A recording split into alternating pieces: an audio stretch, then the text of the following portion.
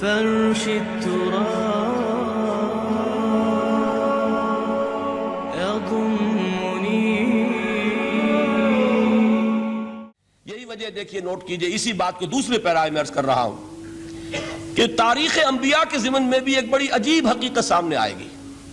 حضرت موسیٰ علیہ السلام کے معجزات دو بہت مشہور ہیں، عصائے موسیٰ اور ید بیضاء. ویسے قرآن مجید نے 7 مزید گنوائے ہیں، 9 آیات بینات، 9 بڑے کھلے کھلے معجزے جو فرعون اور آل فرعون کو دکھائے گئے.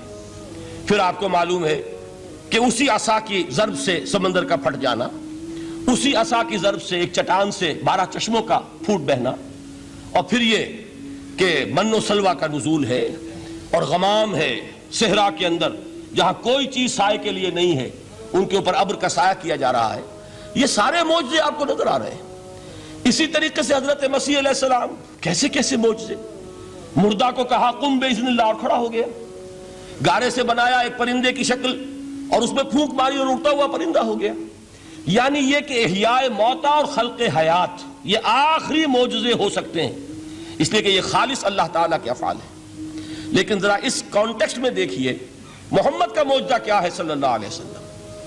قرآن مجید جن لوگوں نے پڑھا ہے اور سمجھ کر پڑھا ہے، ترجموں سے پڑھا ہے یا ویسے وہ عربی زبان سے واقف ہیں، ان کو معلوم ہے کہ قرآن بار بار کہتا ہے محمد کا معجزہ. یوں تو بے شمار واقعات ہوں گے لیکن اصل معجزہ صرف اور صرف قرآن ہے. اسی کو پیش کیا گیا کہ یہی ہے، آؤ مقابلہ کر لو. اصل میں معجزہ کہتے کسے؟ معجزہ کے معنی عاجز کر دینے والی شے.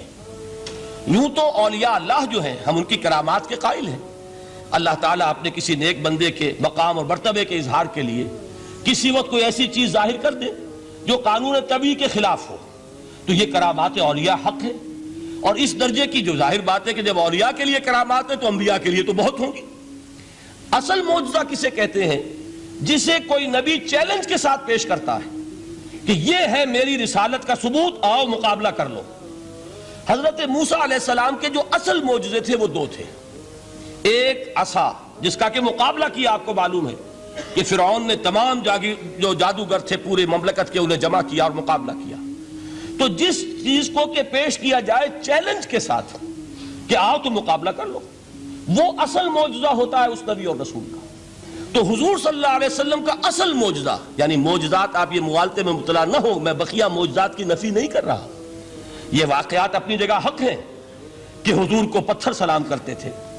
حضور صلی اللہ علیہ وسلم جس کھجور کے تنے کے ساتھ ٹیک لگا کر خطبہ دیا کرتے تھے، جبکہ ابھی مسجد نبی میں ممبر نہیں بنا تھا. جب تعداد زیادہ ہو گئی مسلمانوں کی اور ضرورت محسوس ہوئی کہ ذرا بلند مقام پر کھڑے ہو کر آپ خطبہ ارشاد فرمائیں، تو پھر وہ ممبر بنا کر رکھا گیا. پہلے مرتبہ جب آپ ممبر پر چڑھ رہے تھے خطبہ دینے کے لیے، تو اس کھجور کے سوکھے تنے میں سے ایسی آواز آئی جیسے کوئی بچہ بلک بلک کر رو رہا ہو کہ وہ سعادت جو مجھے حاصل رہی تھی آج تک میں محروم ہو گیا. تو یہ انبیاء کا مقام ہے. مولانا روم نے اسی لیے کہا ہے کہ فلسفی کو منکر حنانہ است، از حواس انبیاء بیگانہ است. فلسفی اور عقلیت پرست انسان وہ تو حنانہ کا انکار کر دے گا، کیسے ممکن ہے سوکھا تنا اور اس کے اندر سے بچے کی طرح بلکنے کی آواز آئے. لیکن یہ اس لیے کہ وہ انبیاء کے خصوصی احوال جو ہے ان کو جانتا نہیں. اس قسم کے خرق عادت واقعات حضور کی زندگی میں بھی بے شمار ہوئے، لیکن حضور کا وہ معجزہ جس میں تحدی کے ساتھ چیلنج کے انداز میں کہا گیا کہ آؤ مقابلہ کر لو، وہ صرف اور صرف قرآن ہے. چنانچہ آپ سورہ بنی اسرائیل میں دیکھیں گے قُلْ لَئِنِ اجْتَمَعَتِ الْإِنسُ وَالْجِنُّ عَلَىٰ أَن يَأْتُوا بِمِثْلِ هَٰذَا الْقُرْآنِ لَا يَأْتُونَ بِمِثْلِهِ وَلَوْ كَانَ بَعْضُهُمْ لِبَعْضٍ ظَهِيرًا. اے نبی چیلنج کر دیجئے، اگر تمام انسان اور تمام جن مل کر یہ چاہیں کہ اس قرآن جیسی کوئی تصنیف کر دیں، تو چاہے وہ ایک دوسرے کا کتنی بھی اس میں مدد کریں اور تعاون کریں، وہ ہرگز قرآن جیسی کتاب تصنیف نہیں کر سکتے. اس سے آگے بڑھ کر یہ بات کہی گئی، اچھا پورا قرآن نہیں لا سکتے، اس قرآن کی طرح کی 10 صورتیں ہی تصنیف کر لو. جب اس کا بھی جواب نہیں دیا گیا تو جسے کہتے ہیں برسبیل تنزل، اور پنجابی میں کہتا ہے کہ برے کو گھر تک پہنچانا، وہ برے کو گھر تک پہنچانے کے لیے فرمایا ایک صورت ہی بنا لاؤ. یہ سورہ ہود میں اور سورہ یونس میں یہ مضمون آیا، اور پھر سورہ بقرہ میں ہجرت کے بعد جو پہلی سورت نازل ہوئی اس میں پھر اس کو دہرا دیا گیا. وَإِن كُنتُمْ فِي رَيْبٍ مِّمَّا نَزَّلْنَا عَلَىٰ عَبْدِنَا فَأْتُوا بِسُورَةٍ مِّن مِّثْلِهِ وَادْعُوا شُهَدَاءَكُم مِّن دُونِ اللَّهِ إِن كُنتُمْ صَادِقِينَ کہ اگر تمہیں کوئی شک ہے اس کتاب کے بارے میں جو ہم نے نازل فرمائی ہے، شک کیا ہوگا؟ شک اسی بات میں ہوگا کہ شاید یہ محمد کا اپنا کلام ہے صلی اللہ علیہ وسلم، یا کوئی اور انسان ہے جو انہیں سکھا پڑھا رہا ہے۔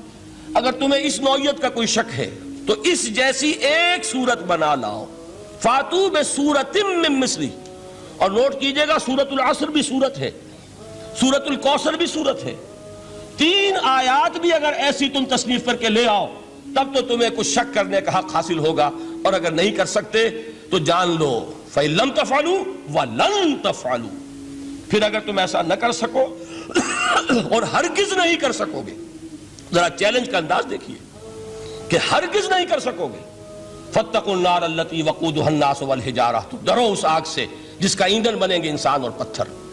اب اس بات کو سمجھیے کہ تاریخی حقیقت ہے یہ، جس کا کوئی کافر انکار نہیں کر سکتا، کہ وہ کوئی شخص اس چیلنج کو قبول کرنے کی جرات نہیں کر سکا۔ اگر جھوٹ موٹ کو بھی کوئی کھڑا ہو جاتا اور کہتا کہ ٹھیک ہے میں نے یہ ایک صورت بنائی ہے اور میرا دعویٰ یہ ہے کہ یہ قرآن جیسی ہے، تو ایک کنٹروورسی تو پیدا ہو جاتی نا۔ کچھ لوگ چاہے کہتے کہ نہیں یہ قرآن کے سطح کی نہیں ہے، لیکن یہ کہ اس کا دعویٰ تو ہو جاتا۔